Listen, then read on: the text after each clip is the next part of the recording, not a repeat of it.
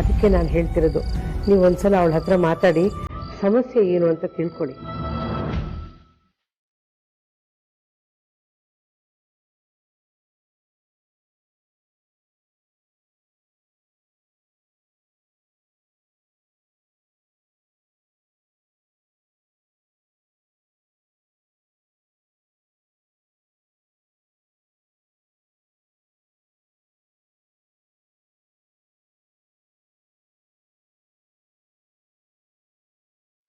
ರೀ, ಇಷ್ಟಕ್ಕೆಲ್ಲ ತಲೆ ಕೆಡಿಸ್ಕೊಳ್ಳೋ ಅಗತ್ಯ ಇಲ್ಲ ಪರಿ.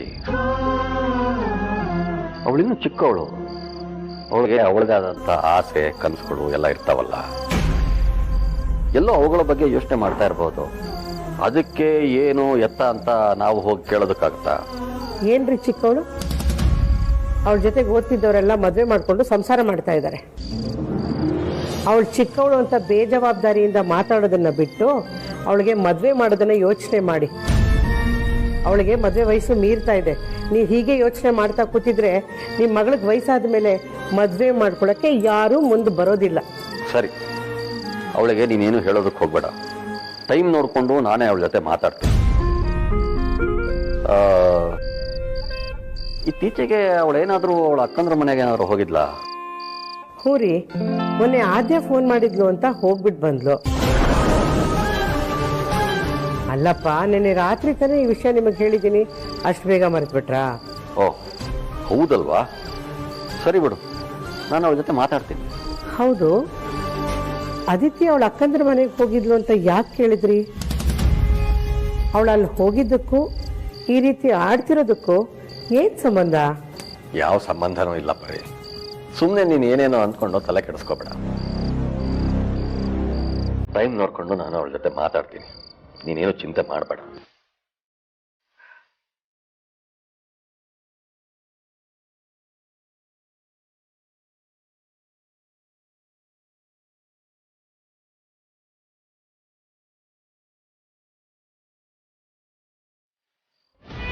ನೀನು ಹೇಗೆ ದಿನಕ್ಕೆ 3 ಸಲ ಹೊರಗಡೆ ಹೋಗ್ತಾ ಇದ್ರೆ ಅಮ್ಮ ನೀನು ಎಲ್ಲಿಗೆ ಹೋದೆ, ಯಾಕೆ ಹೋದೆ ಅಂತ 108 ಪ್ರಶ್ನೆ ಮಾಡ್ತಾರೆ.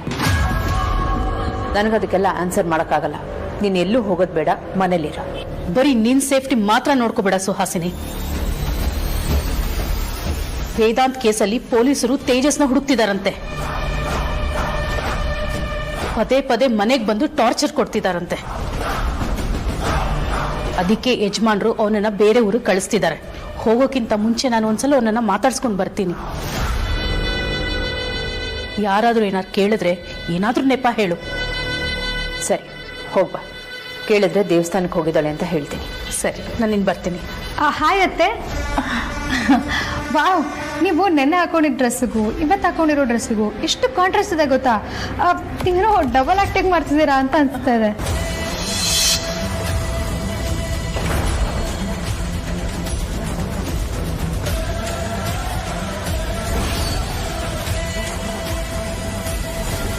ಅಮೂಲ್ಯ, ನೀನೇನು ಮಾತಾಡ್ತಿದ್ಯಾ ಅಂತ ನಿನಗೆ ಗೊತ್ತಾಗ್ತಿದ್ಯಾ? ನಿಮ್ಮ ಅತ್ತೆ ಹತ್ರ ಹೇಗೆ ಮಾತಾಡಬೇಕು ಅಂತಲೂ ಗೊತ್ತಿಲ್ವಾ? ಅಯ್ಯೋ, ಇದೊಳ್ಳೆ ಗೊತ್ತಾಯ್ತಲ್ಲ. ನಾನು ನಮ್ಮತ್ತೆ ಜೊತೆ ಮಾತಾಡ್ತಿದ್ರೆ ನೀವ್ಯಾಕೆ ಉರವ್ರ ಅಂತಿದ್ದೀರಾ?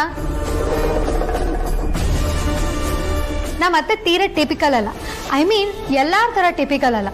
ನಮ್ಮತ್ತೆ ನಮ್ಮ ಥರ ಯಂಗ್ ಆ್ಯಂಡ್ ಯೂತ್ ಅಲ್ವಾ ಅತ್ತೆ? ಹ್ಞೂ ಅಮೂಲ್ಯ, ನೀನು ಹೇಳ್ತಿರೋದು ನಿಜ. ಹೌದು, ಎಲ್ಲಿಗೂ ಹೊರಟಿದ್ದೀರಾ ಅನ್ಸುತ್ತೆ. ಅದು ದೇವಸ್ಥಾನಕ್ಕೆ ಹೋಗ್ಬಿಟ್ಟು ಬರೋಣ ಅಂತ. ಹೌದಾ? ಎಂತ ಕೋಇನ್ಸಿಡೆನ್ಸ್ ನೋಡಿ. ನಾನು ಆಕ್ಚುಲಿ ದೇವಸ್ಥಾನಕ್ಕೆ ಹೊರಟಿದ್ದೀನಿ.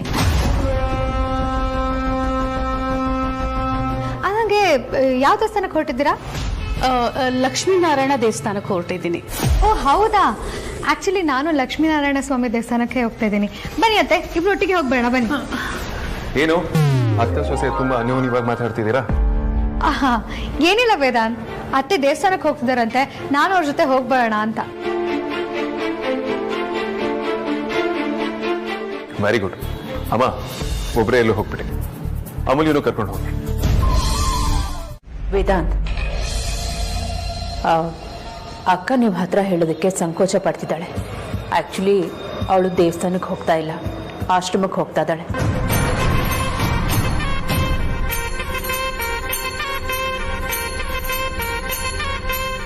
ಅವ್ರ ಫ್ರೆಂಡ್ನೆಲ್ಲ ನೋಡಿ ಮಾತಾಡ್ಸ್ಕೊಂಬರೋದಕ್ಕೆ. ಅಮೂಲ್ಯ ಜೊತೆನಲ್ಲಿ ಹೋದರೆ ಅವಳಿಗೊಂಥರ ಫೀಲ್ ಆಗುತ್ತಲ್ವಾ?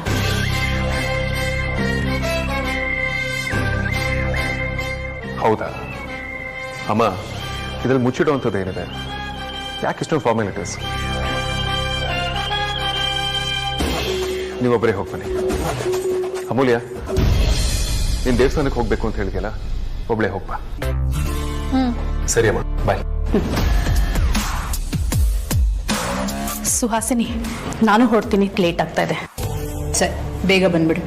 ನಿನ್ನ ಫ್ರೆಂಡ್ಸ್ ಎಲ್ಲ ಹೇಳಿದ್ರು ಅಂತ ಲೇಟ್ ಮಾಡಬೇಡ. ಸರಿ, ಬರ್ತೀನಿ.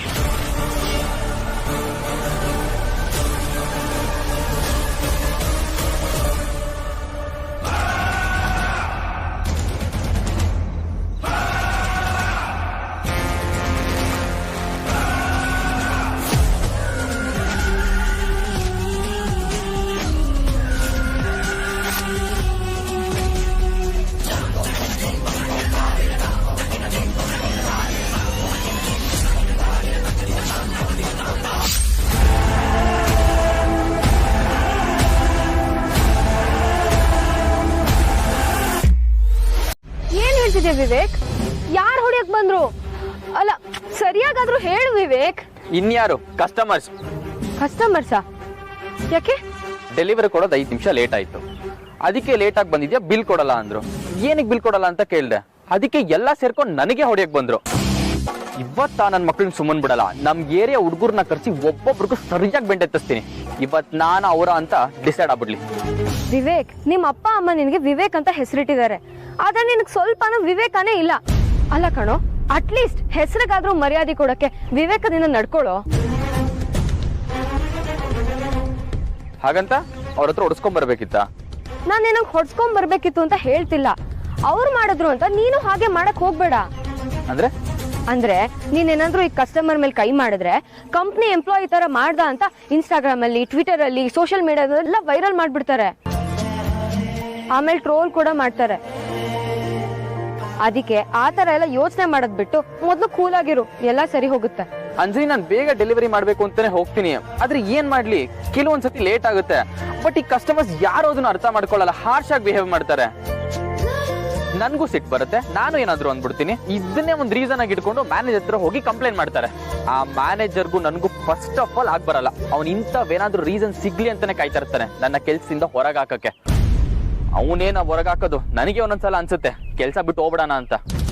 ಆದ್ರೆ ಏನ್ ಮಾಡ್ಲಿ, ಕಮಿಟ್ಮೆಂಟ್ಸ್. ನಿನ್ ಹತ್ರ ನಿಜ ಹೇಳ್ತೀನಿ, ನನ್ಗೆ ಈ ಕೆಲ್ಸ ಮಾಡಕ್ಕೆ 1% ಕೂಡ ಇಂಟ್ರೆಸ್ಟ್ ಇಲ್ಲ. ನಾನೇನಾದ್ರೂ ಸ್ವಂತ ಬಿಸ್ನೆಸ್ ಮಾಡ್ಕೊಳ್ಳೋಣ ಅಂತ ಪ್ಲಾನ್ ಮಾಡ್ತಾ ಇದೀನಿ. ಸ್ವಂತ ಬಿಸ್ನೆಸ್ ಮಾಡೋದು ನೀನ್ ಅನ್ಕೊಂಡಷ್ಟು ಈಸಿ ಅಲ್ಲ ವಿವೇಕ್, ತುಂಬಾ ಕಷ್ಟ ಪಡ್ಬೇಕು.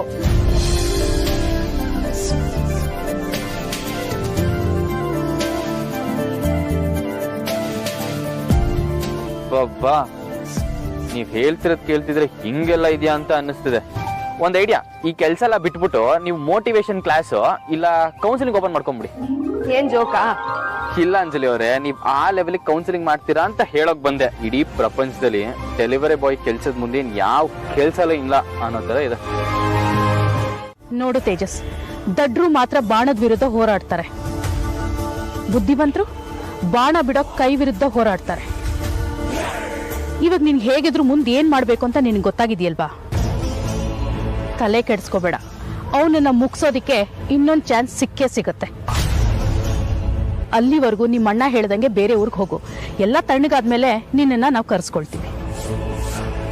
ಸರಿ ಅದ್ಗೆ.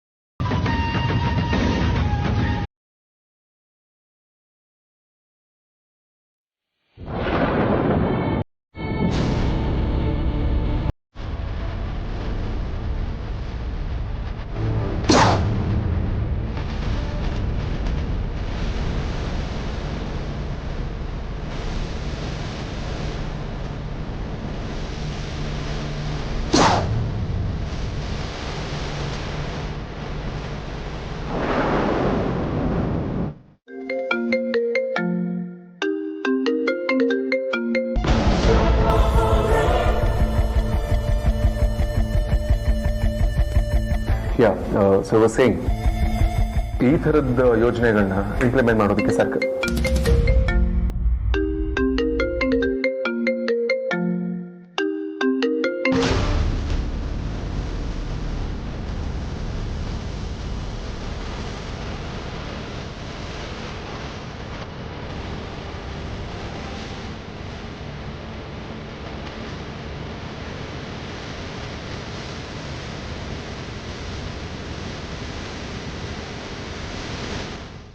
ಮೊದಲೆಲ್ಲ ರೌಡಿ ಮೇಡಮ್ ಕಾಲ್ ಮಾಡಿದ್ರೆ ಒಂದೇ ರಿಂಗ್ಗೆ ಎತ್ಕೋತಿದ್ರು.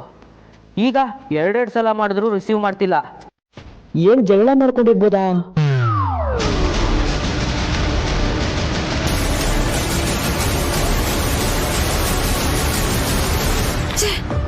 ಈ ವೇದನ್ ಬೇಕು ಅಂದಾಗ್ಲಿ ಫೋನ್ ಪಿಕ್ ಮಾಡಲ್ಲ. ಕಾಂತಾಗ್ ಮಾಡೋಣ. ನಮ್ಮ ಐಡಿಯಾಸ್ಗಳನ್ನ ಇಂಪ್ಲಿಮೆಂಟ್ ಮಾಡೋದಕ್ಕೆ ಗವರ್ಮೆಂಟ್ ಇಂದ ನಾವೇನೇನು ಸಹಾಯ ತಗೊಳ್ಬೋದು ಅದನ್ನ ಕೂಡ ನಾವು ಪ್ಲಾನ್ ಮಾಡೋಣ. ಅಂಡ್ ಈ ತರ ವಿಚಾರಗಳಿಗೆ ಸರ್ಕಾರ ಖಂಡಿತ. ಬಾಸ್, ರೌಡಿ ಮೇಡಮ್ ಕಾಲ್ ಮಾಡ್ತಾ ಇದ್ದಾರೆ. ಪ್ರೆಸೆಂಟೇಷನ್ ಕೊಡ್ತಿರೋದನ್ನ ನೋಡ್ತಿದ್ದೀರ ತಾನೆ? ಹೋಗಿ ಆಚೆ ಮಾತಾಡ್ಕೊಡ್ರಿ.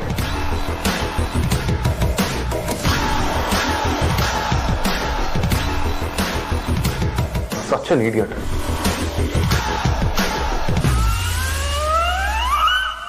ಏನ್ ಮಾಡೋದಪ್ಪ, ಮಾತಾಡಿದ್ರು ಕಷ್ಟ, ಮಾತಾಡದೇ ಇದ್ರು ಕಷ್ಟ. ಮಾತಾಡ್ಬಿಡೋಣ.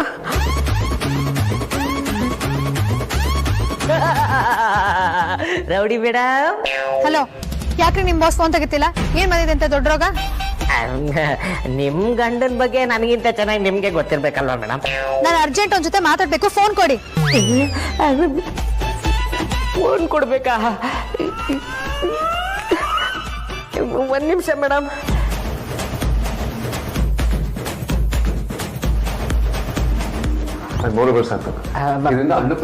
ಬಾಸ್, ರೌಡಿ ಮೇಡಮ್ ನಿಮ್ಮ ಹತ್ರ ಅರ್ಜೆಂಟ್ ಆಗಿ ಮಾತಾಡ್ಬೇಕಂತೆ. ಕಾಂತ, ಅವ್ರಿಗಂತೂ ಮಾಡೋದಕ್ಕೆ ಕೆಲಸ ಇಲ್ಲ.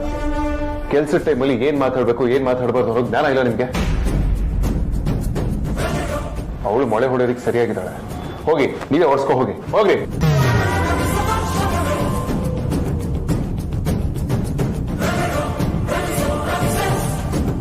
Yeah, let's continue, sir.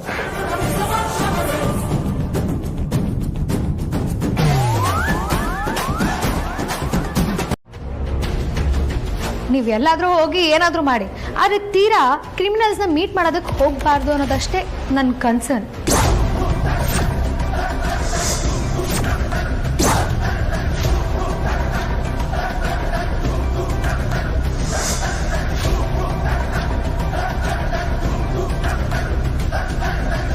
ಯಾಕತ್ತೆ silent ಆಗಿ ಹೋಗ್ಬಿಟ್ರಿ? ನೀವು ಸುಳ್ಳು ಹೇಳ್ಕೊಂಡು ಆ ತೇಜಸ್ನ ಮೀಟ್ ಮಾಡಕ್ ತಾನೇ ಹೋಗಿದ್ದು.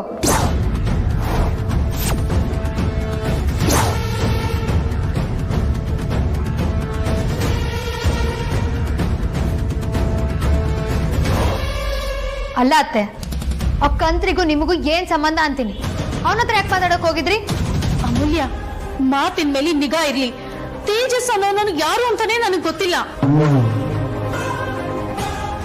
ನಾನು ಯಾರನ್ನು ಮೀಟ್ ಮಾಡಿಲ್ಲ. ನಾನು ದೇವಸ್ಥಾನದಿಂದ ಡೈರೆಕ್ಟ್ ಆಗಿ ಇಲ್ಲಿಗೆ ಬರ್ತಾ ಇರೋದು. ನೀನ್ ಬೇರೆ ಯಾರನ್ನೋ ನೋಡಿ ಕನ್ಫ್ಯೂಸ್ ಮಾಡ್ಕೊಂಡಿದ್ಯಾ ಅನ್ಸುತ್ತೆ. ನೋಡು ಅಮೂಲ್ಯ, ನನ್ಗಿದೆಲ್ಲ ಇಷ್ಟ ಆಗಲ್ಲ. ಪ್ಲೀಸ್ ಈ ತರ ಎಲ್ಲ ಮಾತಾಡ್ಬೇಡ. ಮರ್ತೋಗೋದಕ್ಕೆ ನನಗೆ ವಯಸ್ಸಾಗಿಲ್ಲ ಅತ್ತೆ. ನನ್ನ ಕಣ್ ಚೆನ್ನಾಗೇ ಇದೆ. ನನ್ನ ಕಣ್ಣಾರ ನೋಡಿರೋದಕ್ಕೆ ಹೇಳ್ತಾ ಇರೋದು. ಅವನಿಗೂ ನಿಮ್ಗೂ ಏನ್ ಸಂಬಂಧ? ಅಮೂಲ್ಯ, ನಿನ್ನ ಹತ್ರ ಏನ್ ಸಾಕ್ಷಿ ಇದೆ ಅಂತ ಈ ತರ ಆರೋಪ ಮಾಡ್ತಾ ಇದ್ಯಾ? ಓಹ್, ನಿಮಗೆ ಸಾಕ್ಷಿ ಬೇಕಾ? ಆಯ್ತು, ಹೇಳ್ತೀನಿ, ಕೇಳಿಸ್ಕೊಳ್ಳಿ.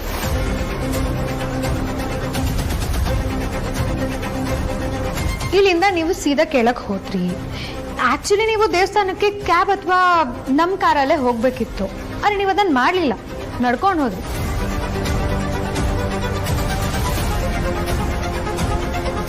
ನಡ್ಕೊಂಡು ಎಷ್ಟು ದೂರ ಹೋದ್ರಿ? ಒಂದು ಸುಮಾರು 500 ರಿಂದ 600 ಮೀಟ್ರು, ಕರೆಕ್ಟ್? ಅಲ್ಲೊಂದು ದೊಡ್ಡ ಗ್ರೌಂಡ್.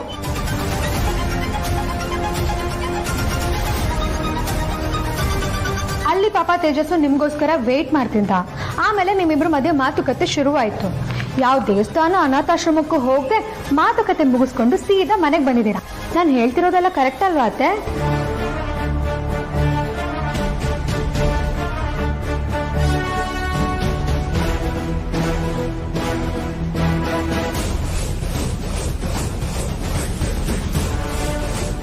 ನೋಡು, ನಾನು ನಡ್ಕೊಂಡು ಹೋಗಿದ್ ನಿಜ, ಆದ್ರೆ ನಾನು ಯಾರು ಮೀಟ್ ಮಾಡಕ್ ಹೋಗಿಲ್ಲ.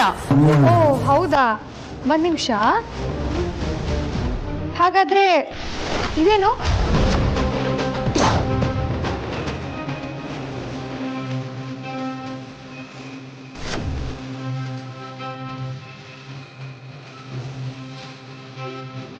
ನೋಡು ವೇದ, ನಿನ್ನ ಹೆಂಡತಿ ಒಳ್ಳೆ ರೌಡಿ ತರ ಆಡ್ತಿದ್ದಾಳೆ. ನಿಮ್ಮ ಅಮ್ಮನ್ಗೇನೋ ಗೊತ್ತಾಗಲ್ಲ ಅಂತ ಬಾಯಿಗೆ ಬಂದಂಗೆ ಬೈತಿದ್ದಾಳೆ.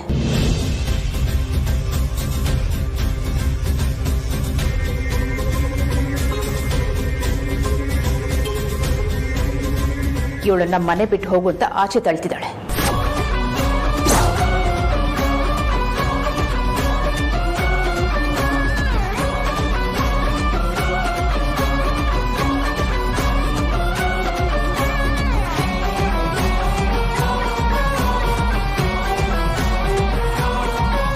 ವಾಟ್? ಏನ್ ಹೇಳ್ತಿದ್ದೀರಮ್ಮ ನೀವು? ಅಮೂಲ್ಯನ? ನಾನು ಏನ್ ಹೇಳಲಿ ಕಂದ, ನಿನ್ ಹೆಂಡತಿ ನನ್ ಮೇಲೆ ಡೌಟ್ ಪಡ್ತಿದ್ದಾಳೆ. ನಾನ್ ನಿಮ್ ತಾಯಿ ಅಲ್ವಂತೆ. ನನ್ಗೂ ನಿನ್ಗೂ ಯಾವ ಸಂಬಂಧನೂ ಇಲ್ವಂತೆ.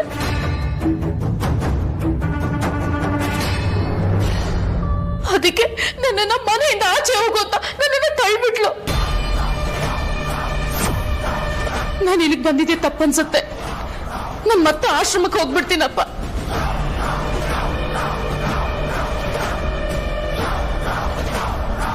ದಯವಿಟ್ಟು ನನಗೆ ಕಳಿಸ್ಕೊಡೋ ವ್ಯವಸ್ಥೆ ಮಾಡಿಕೊಟ್ಬಿಡಪ್ಪ.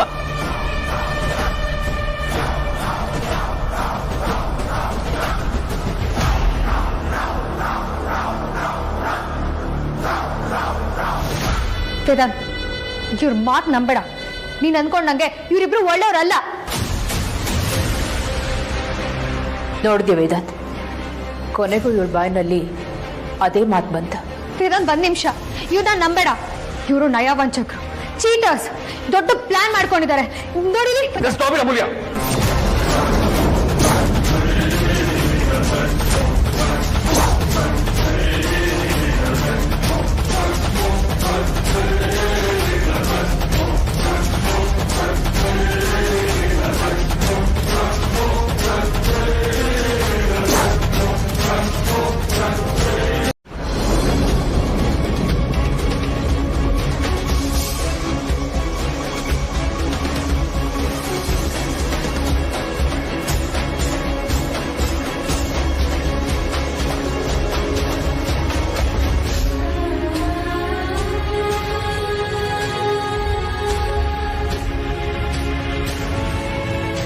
ಅಮ್ಮು, ಅಮ್ಮು, ಅಮ್ಮು ಬಾಳು ತೆಗೆ. ಅಮ್ಮು, ಅಮ್ಮು. ಅಜ್ಜಿ, ಅಮ್ಮಗೆ ಏನಾಯ್ತು? ಯಾಕೆ ಅಪ್ಸೆಟ್ ಆಗಿದ್ದಾಳೆ? ನನಗೂ ಗೊತ್ತಿಲ್ಲ. ಅಮ್ಮು ಏನಾಯ್ತು? ಏನಂತ ಬಾಗ ಹಾಕೊಂಡಿದ್ಯಾ? ಅಮ್ಮು, ಅಮ್ಮು, ಅಮ್ಮು, ಅಮ್ಮು.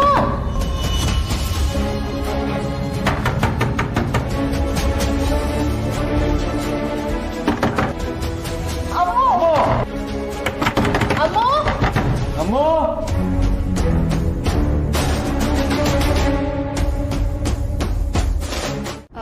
ಹಲೋ ವಿವೇಕ್, ನಿನ್ನಿಂದ ಒಂದು ಹೆಲ್ಪ್ ಆಗ್ಬೇಕಿತ್ತು. ಅದು ವಿವೇಕ್, ನಂಗೆ ಇವತ್ತು ತುಂಬಾ ಹೋಮ್ವರ್ಕ್ ಇದೆ. ಅದಕ್ಕೆ ನನ್ಗೆ ಇವತ್ತು ಆರ್ಡರ್ನ ಡೆಲಿವರ್ ಮಾಡಕ್ಕಾಗಲ್ಲ. ಅದು ಅಲ್ಲದೆ ಸಿಕ್ಕಾಪಟ್ಟೆ ಆರ್ಡರ್ ರಿಕ್ವೆಸ್ಟ್ ಬರ್ತಾ ಇದೆ. ನಿನ್ಗೇನೋ ತೊಂದರೆ ಇಲ್ಲ ಅಂದ್ರೆ ನೀನೇ ನನ್ನ ಆರ್ಡರ್ನ ಡೆಲಿವರ್ ಮಾಡ್ತೀಯಾ? ಪ್ಲೀಸ್ ಕಣೋ, ಇಲ್ಲ ಅನ್ಬೇಡ.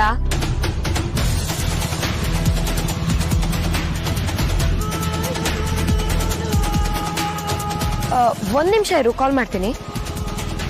ಅಕ್ಕ, ಬಾ ಬಾ ಬಾ. ಅಮ್ಮ, ಅಪ್ಪ, ಅದಿತಿ ಅಕ್ಕ, ಬೇಗ ಬನ್ನಿ. ಅಮ್ಮ ಅಕ್ಕ ಬಂದಿದ್ದಾಳೆ. ಬಾ ಬಾ ಬಾ.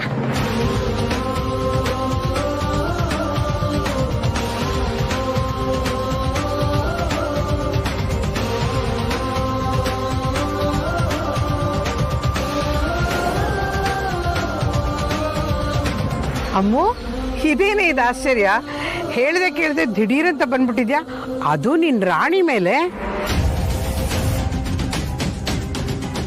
ಅಮ್ಮು, ತುಂಬಾ ದಿವಸ ಆದ್ಮೇಲೆ ರಾಣಿ ಮೇಲೆ ಬರ್ತಾ ಇದ್ಯಾ, ಏನ್ ಸಮಾಚಾರ?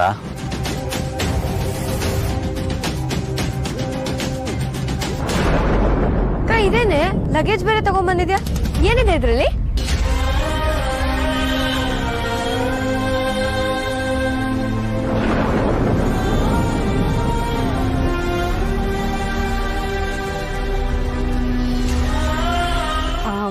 ಅಮ್ಮು, ಮನೆಯಲ್ಲಿ ಎಲ್ಲರೂ ಆರೋಗ್ಯವಾಗಿದ್ದಾರಲ್ವಾ? ಯಾಕಮ್ಮ ಅಮ್ಮು, ಮಾತಾಡಮ್ಮ. ಆರ್ತಿ ಚೆನ್ನಾಗಿದ್ದಾಳ ತಾನೆ? ವೇದಾಂತ್ ಹುಷಾರಾಗಿದ್ದಾನಲ್ವಾ? ಅಪ್ಪ, ಬರೀ ಅಳಿಯನ್ ಬಗ್ಗೆನೇ ವಿಚಾರಿಸ್ಬೇಡಿ, ನಿಮ್ಮ ಮಗಳ ಬಗ್ಗೆನೂ ವಿಚಾರಿಸಿ. ಆಯ್ತು, ಏನಾಯ್ತು ಹೇಳು. ಅಮ್ಮು, ನೀನ್ ಹುಷಾರಾಗಿದ್ಯಾ ಅಲ್ವೇನೆ? ಹುಷಾರಾಗೇ ಇದ್ದೆ ಅಮ್ಮ. ಆದ್ರೆ ಇವತ್ತು ವೇದಾಂತ್ ನನಗೆ ಕೈ ಮಾಡೋದಕ್ಕೆ ಬಂದಿದ್ರು.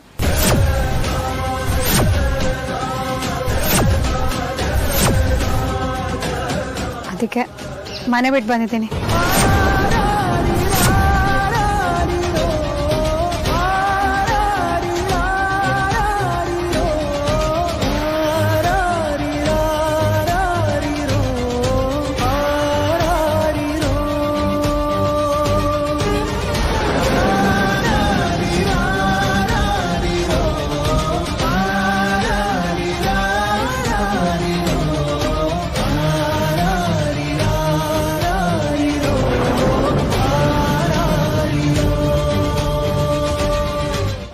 ಈಗ ಅದಿತಿನ ಮತ್ತೆ ನನ್ನನ್ನು ತಗೊಂಡ್ರೆ ನಮ್ಮಿಬ್ಬರನ್ನ ಈಸಿಯಾಗಿ ನಿಮ್ಮ ಮಕ್ಕಳು ಅಂತ ಹೇಳ್ಬೋದು. ಯಾಕಂದರೆ ಎಲ್ಲೋ ಒಂದು ಕಡೆ ನಿಮ್ಮ ಸ್ವಭಾವ ಗುಣಗಳು ನಮಗೂ ಬಂದಿರುತ್ತೆ. ಆದರೆ ವೇದಾಂತ್ ತಮ್ಮ ಅಂತ ಹೇಳ್ಕೊಂಡು ಬಂದಿರೋರಿಗೂ ವೇದಾಂತಿಗೂ ಯಾವ ಸಂಬಂಧನೂ ಇಲ್ಲ ಅನಿಸ್ತಿದೆ ಅಮ್ಮ. ನಮ್ಮ ಮನೇಲಿ ವೈಜಯಂತಿ ಅಮ್ಮ ಇದ್ದಾರಲ್ಲ, ಅವ್ರನ್ನ ಬೇಕಿದ್ರೆ ವೇದಾಂತ್ ಅಮ್ಮ ಅಂತ ಹೇಳ್ಬಿಡ್ಬೋದು.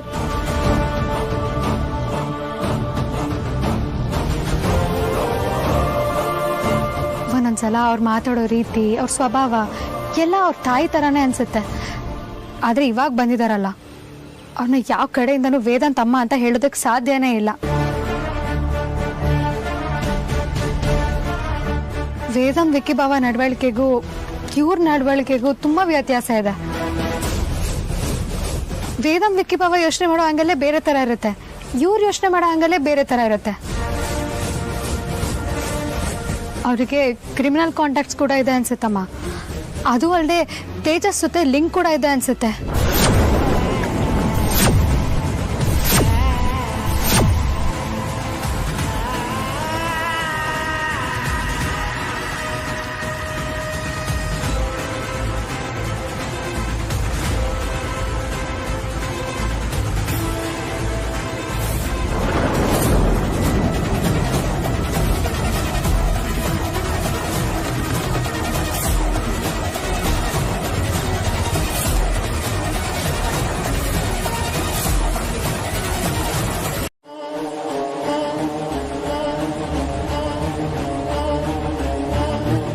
ಇನ್ನು ನಾನು ಅವ್ರ ಅಮ್ಮನ ಬಗ್ಗೆ ಏನು ಹೇಳೇ ಇರಲಿಲ್ಲ.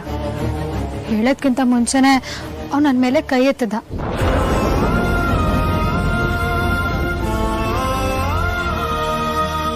ಅವನಿಗೆ ಅವ್ರ ಅಮ್ಮನೇ ಇಂಪಾರ್ಟೆಂಟು. ಅವ್ರ ಅಮ್ಮ ಹೇಳಿದ್ದೆ ವೇದವಾಕ್ಯ. ಅಮ್ಮನ ವಿಷಯದಲ್ಲಿ ಯಾರು ಏನು ಹೇಳಿದ್ರು ಅವ್ನು ಕೇಳಲ್ಲ. ನನ್ನ ಮೇಲೆ ಕೈ ಮಾಡಕ್ ಬರ್ತಾನೆ. ಅದಕ್ಕೆ ಕೋಪ ಬಂದು ಮನೆ ಬಿಟ್ಟು ಬಂದಿದ್ದೇನೆ. ಅಮ್ಮು, ವೇದಾಂತ್ ನಿನ್ ಮೇಲೆ ಕೈ ಮಾಡಿದ ತಪ್ಪು, ಅದನ್ನ ನಾನು ಒಪ್ಕೋತೀನಿ. ಆದ್ರೆ ಅಷ್ಟು ಸಣ್ಣ ವಿಷಯಕ್ಕೆ ನೀನ್ ಮನೆ ಬಿಟ್ಟು ಬರೋದು ಅಷ್ಟು ಸರಿ ಇಲ್ಲ ಅನ್ಸುತ್ತೆ. ಎಷ್ಟೇ ಆದ್ರೂ ನೀನ್ ಗಂಡ ಕಣೆ. ಹೌದಮ್ಮ, ಹೆಣ್ಮಕ್ಳು ಗಂಡನ ಮನೆಯಲ್ಲಿ ತಗ್ಗಿ ಬಗ್ಗೆ ನಡೆಯೋದನ್ನ ಕಲ್ತ್ಕೋಬೇಕು. ಎಲ್ಲದಕ್ಕೂ ಅಡ್ಜಸ್ಟ್ ಮಾಡ್ಕೊಂಡು ಹೋಗ್ಬೇಕು. ಇಂಥ ಸಣ್ಣ ಪುಟ್ಟ ವಿಚಾರಗಳಿಗೆಲ್ಲ ತಲೆ ಕೆಡಿಸ್ಕೋಬಾರ್ದು. ನಡಿ, ನಾನೇ ನಿನ್ನ ಮನೆಗೆ ಬಿಟ್ಬಿಟ್ಟು ಬರ್ತೀನಿ. ಇಲ್ಲಪ್ಪ, ಅವನಾಗೆ ಬಂದು ನಾನು ಮಾಡಿದ ತಪ್ಪಾಯ್ತು ಅಂತ ಸಾರಿ ಕೇಳೋವರೆಗೂ ನಾನು ಹೋಗಲ್ಲ.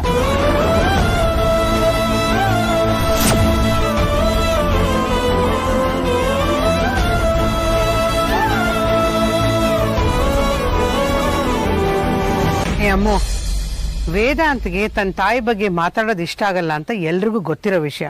ಅಂಥದ್ದು ಹೆಂಡತಿಯಾಗಿ ನಿನಗೆ ಗೊತ್ತಿಲ್ವಾ?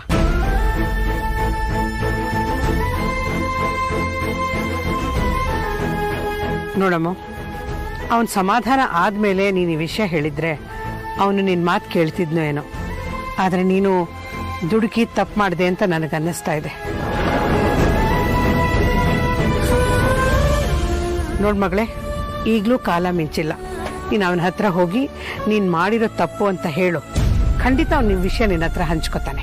ಇದೊಳ್ಳೆ ಕಥೆ ಆಯ್ತಲ್ಲ, ನಾನೇ ಕ್ಷಮೆ ಕೇಳಲಿ? ತಪ್ಪು ಮಾಡಿರೋದು ಅವನೇ ಬಂದು ಕ್ಷಮೆ ಕೇಳಲಿ.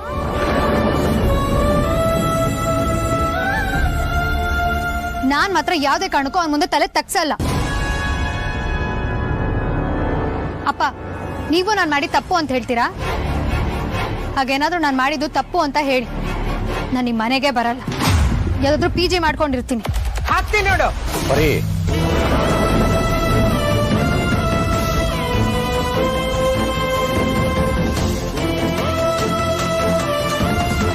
ಅಮ್ಮ, ನಿನಗೆ ಸಣ್ಣ ಮಕ್ಕಳಿಗೆ ಹೇಳೋ ಹಾಗೆ ಬುದ್ಧಿ ಹೇಳೋ ಅಗತ್ಯ ಇಲ್ಲ. ಯಾವ್ದು ಸರಿ ಯಾವ್ದು ತಪ್ಪು ಅನ್ನೋ ವಿವೇಕ ನಿನಗಿದೆ. ನಿನಗೆ ಯಾವ್ದು ಸರಿ ಅನ್ಸುತ್ತೋ ಅದನ್ನೇ ಮಾಡು. ಥ್ಯಾಂಕ್ ಯು ಪಾ.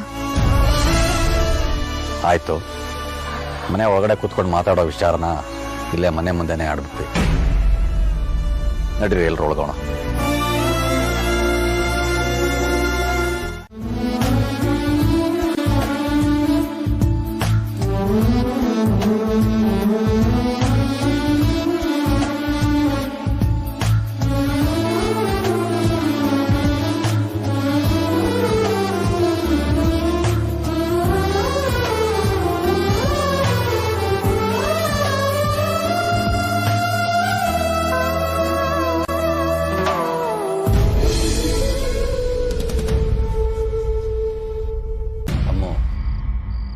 ಇಷ್ಟು ಚಿಕ್ಕ ಚಿಕ್ಕ ವಿಷಯಗಳಿಗೆಲ್ಲ ತಲೆ ಕೆಡಿಸ್ಕೊಂಡ್ರೆ ಹೇಗೆ?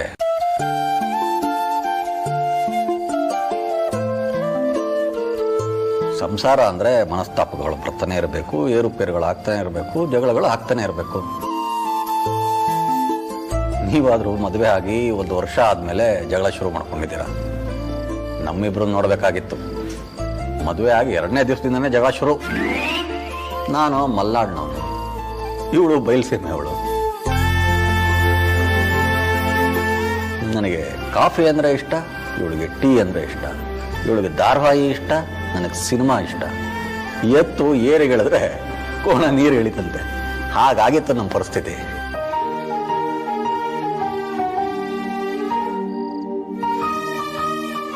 ಆಗ ನಮ್ಮಿಬ್ರು ನಡುವೆ ಇಷ್ಟೆಲ್ಲ ಪ್ರೀತಿನೇ ಇರಲಿಲ್ಲ. ಪ್ರೀತಿ ಇರಲಿ, ಹೊಂದಾಣಿಕೆನೇ ಇರಲಿಲ್ಲ. ಒಂದೊಂದ್ಸಲ ಜಗಳ ಮಾಡ್ಕೊಂಡ್ರೆ 3 ದಿವಸ ಮಾತ್ಬಿಡ್ತಾ ಇದ್ವಿ. ಸಂಸಾರ ಬರೀ ಕಣ್ ಸನ್ನೆ ಬಾಯಿ ಸನ್ನೆ ಎಲ್ಲ ಆಗೋಗ್ತಾ ಇತ್ತು. ಆಮೇಲೆ ಹೇಗೋ ಹೋಗ್ತಾ ಹೋಗ್ತಾ ಹೊಂದಾಣಿಕೆ ಆಗ್ತಾ ಬಂತು.